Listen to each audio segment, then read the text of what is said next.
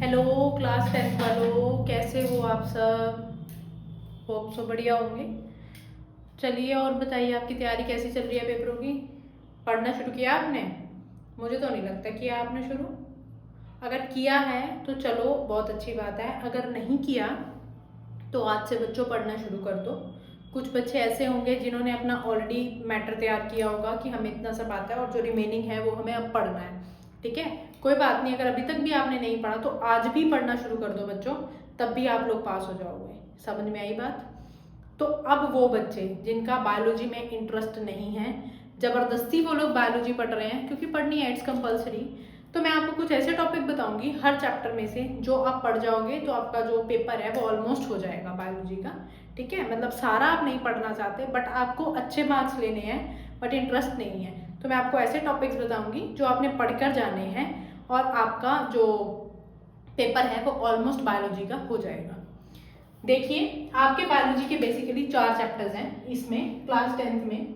सबसे पहला चैप्टर है आपका लाइफ प्रोसेसेस। ठीक है, इस चैप्टर में से आपने न्यूट्रिशन पढ़ के जाना है कि कैसे हम प्लांट जो है वो न्यूट्रिशन लेते हैं। ऑटोट्रॉफिक हेटेरोट्रॉफिक में डिफरेंस आ सकता है बच्चों पेपर में, डिफाइन आ सकती है इनकी क्या होती है। फिर रेस्पिरेशन पढ़ के जानी है, excretion in plants and animals दोनों पढ़ के जाने हैं, किसी का भी प्रोसेस पूछा जा सकता है।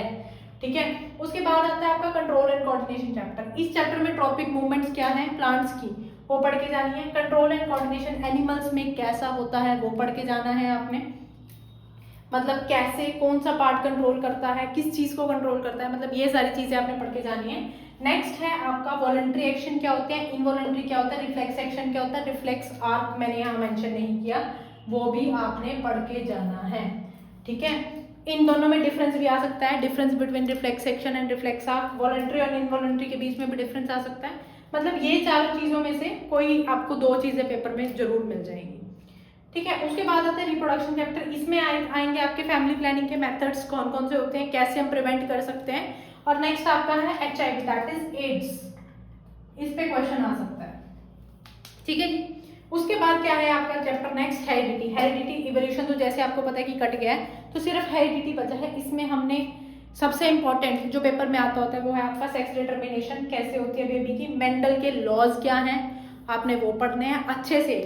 फर्स्ट लॉ क्या है, सेकंड लॉ क्या है, थर्ड लॉ क्या है, अच्छे से पढ़ना है। लॉ का दूसरा नाम क्या है, और इसको अगर पेपर में आता है तो उसको क्रॉस से एक्सप्लेन करना है, क्रॉस मोनोहाइब्रिड होगा, डाईहाइब्रिड होगा, ये सब कुछ आपने उसमें कवर करना है। ठीक है, उसके बाद है गार्डन बी, कि मेंडल ने गार्डन बी का प्लांट सेलेक्ट किया था, क्यों किया था, क्या रीजंस थे, वो जो 6 पॉइंट है वो आपने पढ़ के जाने हैं। और ये पेपर में क्वेश्चन 3 नंबर का आता होता है कि मेंडल ने गार्डन बी को क्यों सेलेक्ट किया था। ठीक है, तो ये टॉपिक्स ऐसे हैं जो आपको पढ़ के जाने हैं और आपके अच्छे मार्क्स आ जाएंगे एटलीस्ट बायोलॉजी में। ठीक है, तो और आपको इस टॉपिक में से किसी भी टॉपिक में डाउट है तो आप कमेंट बॉक्स में हमें बता सकते हैं, मैं कोशिश करूंगी कि आपके क्वेश्चन का आंसर मैं दे सकूं। होप सो आपको वीडियो पसंद आई होगी। Thank you so much.